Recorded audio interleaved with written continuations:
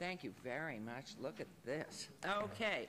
The Redevelopment Agency meeting of the September 6, 2017 is called to order. Thank you very much. This meeting has been properly noticed and posted in compliance with the open meeting law. These proceedings are being video recorded as well as presented live on KCLV Cable Channel 2 or closed caption for hearing impaired viewers. Please note customers CenturyLinks and Cox Communication. You may view the program in high definition on Channel 1002. The council meeting, as well as all other KCLV programming, may be viewed on the internet at www.kclv.tv/live. The proceedings will be rebroadcast on KCLV Channel 2 on the web the Wednesday of the meeting at 8 p.m., also on Friday at 4 a.m., Saturday at 7 p.m., Sunday at 7 a.m., and the following Monday at 5 p.m. This building is protected by state-of-the-art fire detection and suppression sprinkler systems.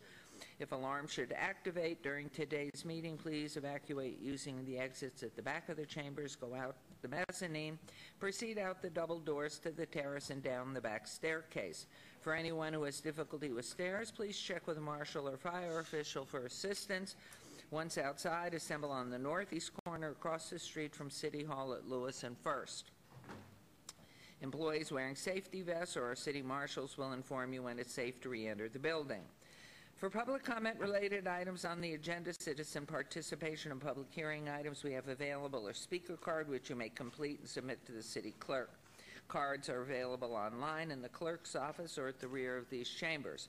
If you do not submit a card, it does not prevent you from speaking under public comment, citizen participation, or specified public hearing items. If anyone's present today who has need for hearing impaired equipment, please see our city clerk staff up front. If you parked in the parking garage across the street, be sure to have your ticket validated by security officers when exiting. We will move on to agenda item 3. Public comment during this portion of the agenda must be limited to matters on the agenda for action. The amount of time any single speaker is allowed may be limited.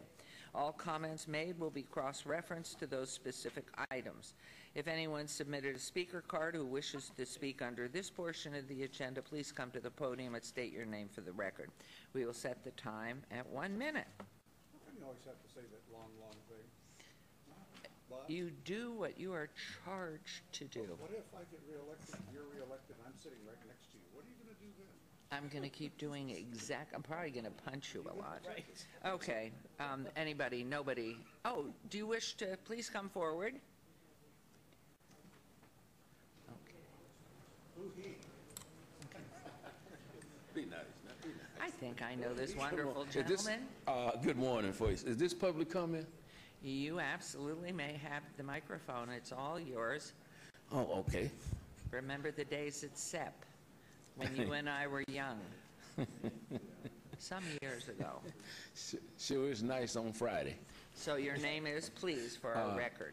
I'm Gene Collins, and I live at 1411 Virginia City Avenue. This might be out of place. I know we have to go to another meeting this morning, and what I came to speak about was the items that's on your regular meeting, which is 40 and 41. And like I said, I might be out of, because I know this is the economic redevelopment meeting. Right, this is redevelopment. Are you able to stay to the regular meeting? It starts at 9 to make your comments on 40, 41 at that time? Okay, so 25 minutes. Oh, in 25 minutes? Don't be nasty. Oh, well. Is that all right, sir? Yes. Thank you, because this is redevelopment. And my friend, Commissioner Coffin, I'll just wait to 25 minutes. You won't waste it. I say I'll wait 25 minutes. Now, Councilman, if you don't stop, he'll have to do it at 9:30 because you're taking so long. Mayor, if I might, Yes. I just want to say it's nice to see you again, Gene. It's nice to see you. Thank you, Commissioner.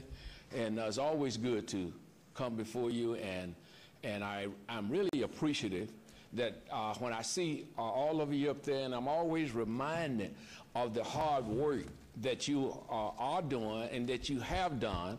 And I remember where this city was before you all came on board.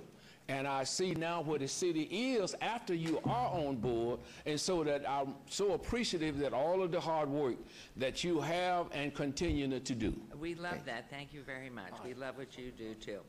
Okay, anyone else? All right, agenda item 4, for possible action to approve the final minutes by reference to the regular redevelopment agency meeting of July 19th, 2017. May I have a motion to approve those minutes? Move to approve the minutes. Thank you. There's a motion. Oh, and it's working. For anybody who can't record their vote, please give a voice vote to our clerk. Yay. Yay. Thank you. And we're missing someone. Okay, and please Anthony. post. All right, thank you very much. We'll move on to agenda. Wait a minute. There were only 5. So who's missing? Anthony's Right. missing. Oh, who's missing? Oh, and then we got those orally. That's fine. Agenda item 5, discussion for possible action regarding a modification of the Commercial Visual Improvement Program, CVIP, that it would eliminate language inhibiting an applicant from simultaneously applying for more than one city business incentive grant within a city fiscal year. Redevelopment area, good morning. Area 1 and 2, wards 1, 3, and 5, which means Councilwoman Tarkanian and Councilman Coffin and Barlow. Mr. Arndt, good morning. Good morning, Mayor and City Council, and as Redevelopment Agency Board. For the record, Bill Arndt, Economic and Urban Development Director. This item is to make an administrative change to our popular Commercial Visual Improvement Program. We want to allow participants to also participate in another program called the Downtown Business Assistance Program, which is operated by City Planning. This change would allow an applicant to apply for both programs. We would like to eliminate language inhibiting an applicant from simultaneously applying for both grants, and so eliminating these restrictions would allow a client to apply for a rebate of $25,000 from the VIP program and $25,000 from the Downtown Business Assistance Program. That latter program is to help businesses that are changing use. So if an existing warehouse, for instance, wants to change to a restaurant use, that grant is designed to help that business undertake those changes, deal with code issues, putting in bathrooms, ADA accessibility, things like that, which are on the interior of the building. Our VIP program is for the exterior of the building. That's the only change that we're recommending at this time, and staff recommends approval. Mayor? Yes, please. Councilman. Yes, Mr. Arndt, just a point of clarification, because this information was brought to me, and I want to see if, in fact, there's any validity to it. The square footage of a facility that can apply for the visual improvement or the commercial visual improvement, what are the two? I know this, one is the VIP and the other is what? Thank you, Councilman. There are 2 programs I'm referencing here, the Commercial Visual Improvement Program, for short, VIP. The other is Downtown Business Assistance Program. We're not dealing with any square footage requirements here. We do have a 3rd program called the Office Tenant Incentive Program, where there is a square footage requirement to fix up offices and kind of get some of those vacant offices. And that's where the threshold and of so square that has a footage minimum is? threshold, but these programs do not have a minimum threshold. Okay, but we're not talking about the office. Correct. We're not talking about that today. Okay. Thank you. Thank you. And I have a question, Mr. Art. If I was going to develop a property on Main Street and applied for a CVIP grant and then decided to, at the same year, at the same time, simultaneously develop a property on 3rd Street, can I apply for each property at the same time or during the same year, and up to what limit, or is there no limit? Thank you, Mayor. Again, for the record, Bill Arndt. This would allow property owners to apply for funding for different properties in the same fiscal year, so we'd effectively, through this, remove that restriction as well. And without limitation to the number of properties? I mean, if I came in and had been very aggressive about it and had 4 or 5 different properties, would I be limited to the amount of funding or the amount of funding, or the amount of time, or anything else? Mayor Goodman, again, for the record, Bill Arndt. I'm sorry, I misspoke on that. It would allow the idea of stacking on a single property, but we are still having that limitation for one developer or owner, one project per fiscal year. So we could help that property owner over multiple years, but to try to encourage broad participation in the community, we're limiting it to, if an owner submits an application, just one application per fiscal year. So I apologize, I misspoke the answer to that. So as an example, we have a property on Charleston Boulevard today, later on the agenda. That owner, if they're approved, could not apply for another VIP project till next fiscal year. And that would hold even if, in fact, it were some other area, but in redevelopment, let's say it's in the medical district, and we definitely want to see redevelopment in both areas, and it's sort of quiet, perhaps, in one of the areas. So I would ask staff to really, and maybe while we're in this mode of moving forward now that we seem to be out of the recession, to really take a look at and maybe put a cap on it, but one property, and if I'm very successful and have the funds to go ahead and develop in different areas, maybe you could look at, you can only have one in each redevelopment area a year, but that would encourage me as a developer to look at another area. So I just ask you to take a look at that. Thank you, Mayor. We will do that. Okay. So any other comments? Yes, please. Your Honor, Councilman. thank you. Just put a fine point on it. In a different context, the mayor mentioned the word quiet.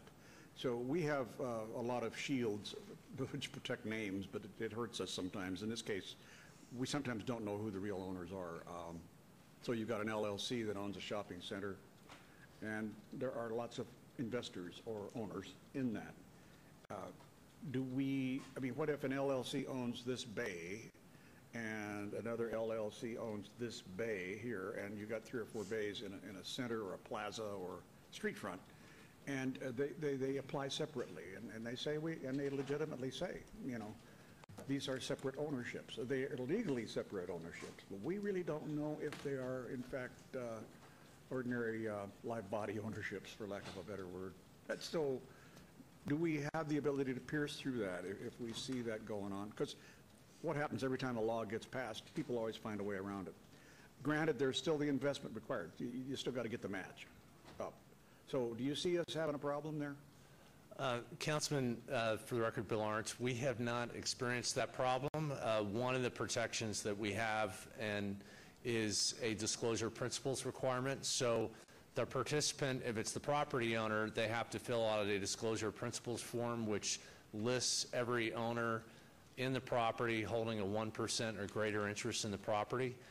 So that tends to kind of discourage that shielding from taking place. And so we're able to look at that, and if it is a family trust, then we try to get additional information, but we haven't yet experienced that problem. Thank you. Anyone else? Madam Mayor? Yes. I'd just like to say that I believe for Ward 1, it would be helpful, because we're always at the tail end of this RDA reimbursement. It would be helpful if it is done in one ward, it could also be done in another ward in the same year. Development area, you mean? Development area, that's what I mean. Well, yeah, but if it's done in 5 in the same development area, then the same development area I'm in with Ward 1 then could also. And I just feel that would be important for our ward, who doesn't get much big stuff. Thank you, Councilwoman. Okay, and that too, when you look at the larger redevelopment areas, because we added redevelopment area 2, which has a bigger expanse now, that might help there, just to have staff take a look at it and see if there's some validity to encourage more investment till we're healthy. Yeah. By the way, a big expanse, but not much money. Okay. Just wanted to let you know that. We're looking for investment. Okay. Mayor. Yes, please. Thank you. Mr. Arndt, what brought about this bill, the change? Councilman, we've received some inquiries from potential projects where they had interest in utilizing both programs.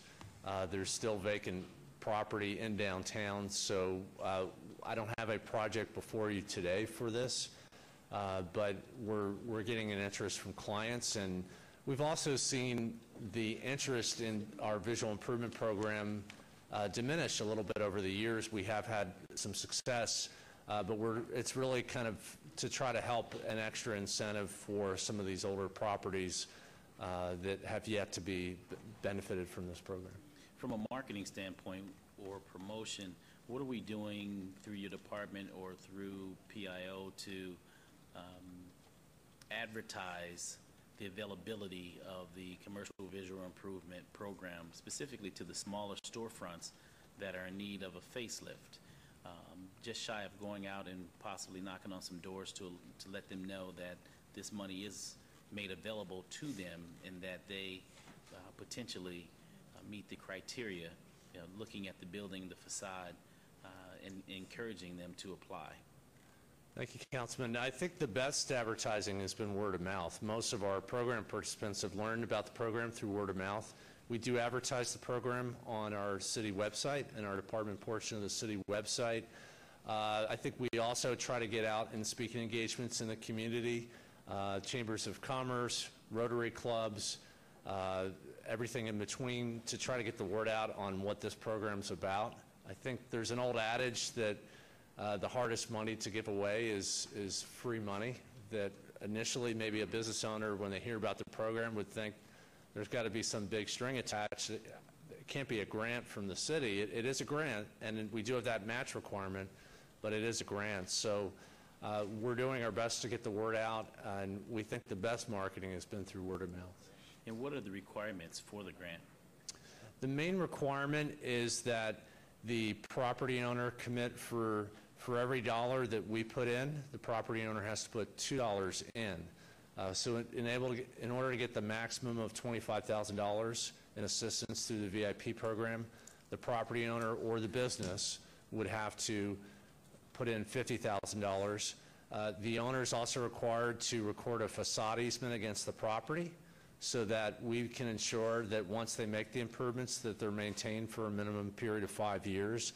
That also, in the heyday when we experienced a lot of real estate boom in downtown, served as an anti-flip provision so that we didn't want to put money into a storefront and then a year later have someone buy it and knock it down or demolish it.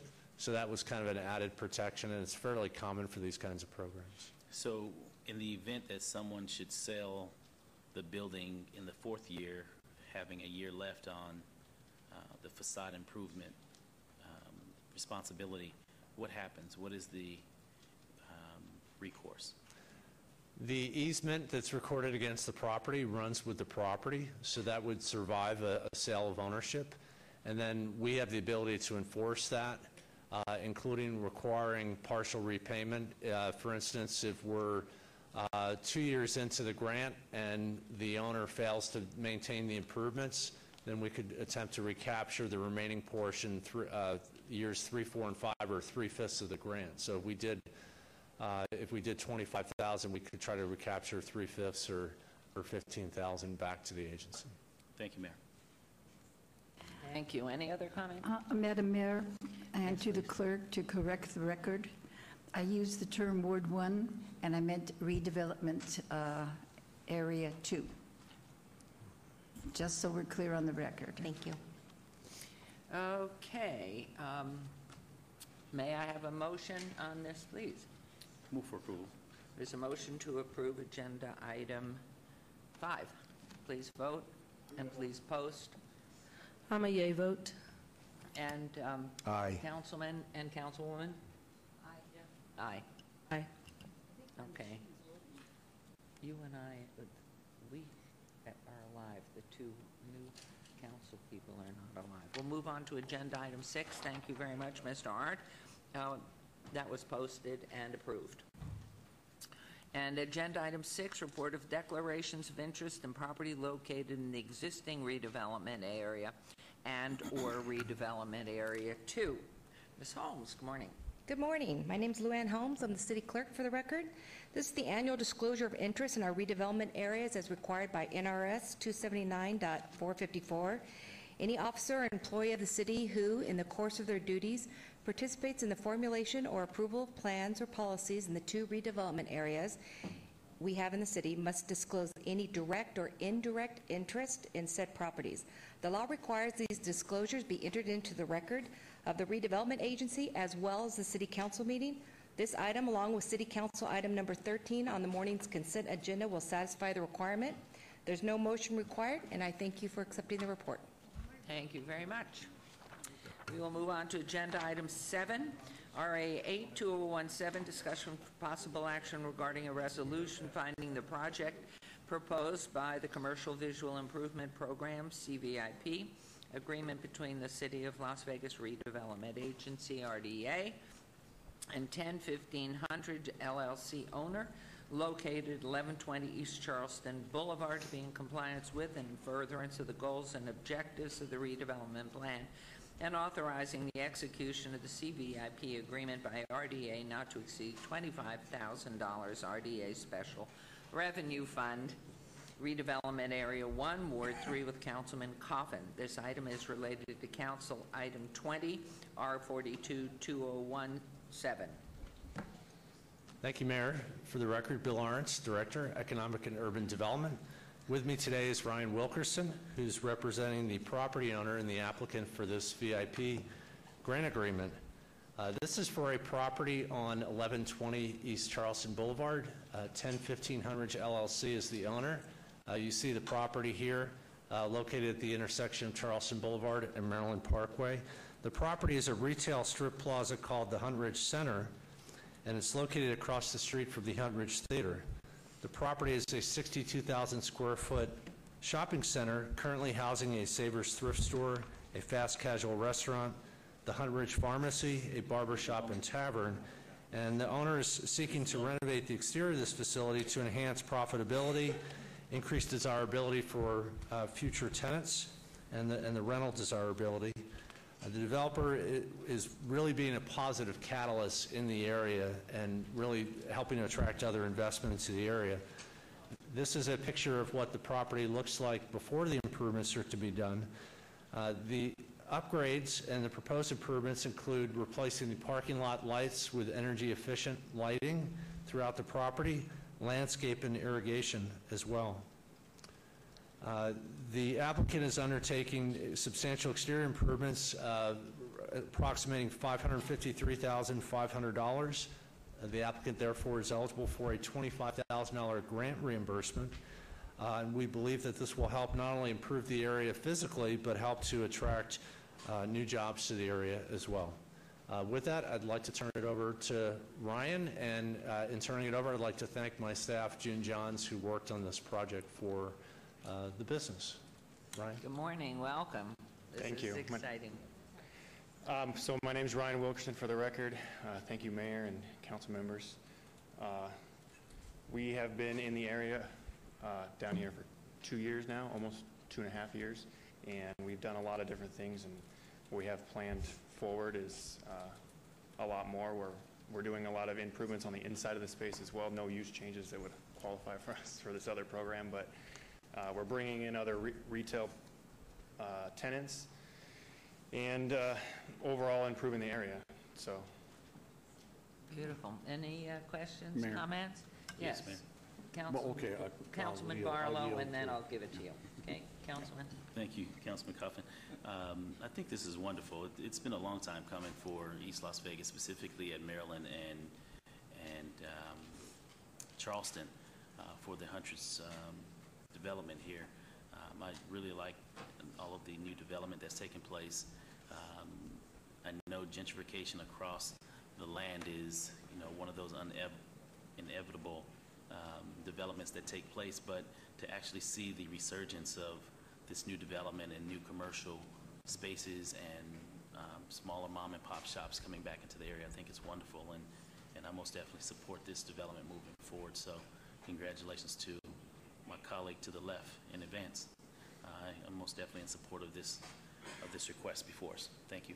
thank you, Thank you, Councilman. Councilman. Mr. Wilkinson, are you part of the long-term Wilkinson family that's been here forever? No, ma'am, I don't think so. It's Wilkerson, Okay. and I moved here when I was in high school, so I don't have. Which high school? I went to Silverado. Oh, right. Oh, We'd like I'm a to hear that. transplant. Great. That's too bad. Thank you. Councilman You're Coffin. pretty close, Madam Mayor. Thank you very much. Mr. Wilkerson, Billy Wilkerson started the first casinos on the Strip. Most people don't give him credit for that. I know, I have a history in my name, but I don't think any relation that I'm aware of. Claim the legend for yourself. Wrap yourself in it. It really works in this town. Look at all the other phonies that managed to make it. I want to say that Jay Dapper has done a great job. This intersection is one of our bullseye intersections in the valley. We think about the boulevard in Charleston and this boulevard, Maryland Parkway, together. The two are magnets for nearly everything, with about 8 bus stops between them. And so people literally have to go through here nearly every time they go somewhere else. So this is a great improvement. In Ward 3, our gas pumps do not smell. I think it's one of those things that is important to maintain. I note that Jay has additional investment ideas in mind for the area. He's spent a heck of a lot more than any VIP or CVIP program could lure him to do. But I think it's important to do this, because otherwise how would he pay your fee? For that matter, then I now move for adoption of RA 8, 2017 for passage. Mr. Coffin, if I might, Please. I just wanted to say that I lived near that area at one time when we first came to Las Vegas, and it deteriorated so bad, and to see this coming in, I think it's marvelous, and it's a great plan for that area. It looks as if it'll be very successful, so thank you for coming and doing Thank that. you. Please. Do you want to make your motion? Aye. Okay. And do we have ayes at Councilman Barlow is left? And please post. An aye from Councilman Soroka, thanks. And Councilwoman, Yep. did you aye? I ayed. Okay. Okay. Thank you, and that motion carries. Thank you very much. Good luck to you. Thank you. Okay, we'll move on. Thank you, Mr. Arndt. We'll move on to our second citizen participation. Public comment during this portion of the agenda must be limited to matters within the jurisdiction of the Redevelopment Agency. No subject may be acted upon by the Redevelopment Agency unless that subject's on the agenda and scheduled for action. If you wish to be heard, please come to the podium, give your name for the record. The amount of discussion on any single subject, as well as the amount of time any single speaker is allowed, may be limited. Anyone wishing to speak under this portion of the agenda? Okay, we're hearing none. We will move on to agenda item 9, agency member recognition. Comments made by an individual agency member during this portion of the agenda will not be acted upon by the agency unless that subject is on the agenda and scheduled for action. Is there any member of the Redevelopment Agency who wishes to speak under this portion of the agenda? Any other comments? Hearing none, this Redevelopment Agency is adjourned, and we will start our City Council meeting. Is it 9, Mr. Riggleman? You are the authority on time. You have 1 minute. You have 1 minute. You want 3? Oh, see, we're overruled by the city clerk because technology needs time. Human beings do not need time. You have 3 minutes.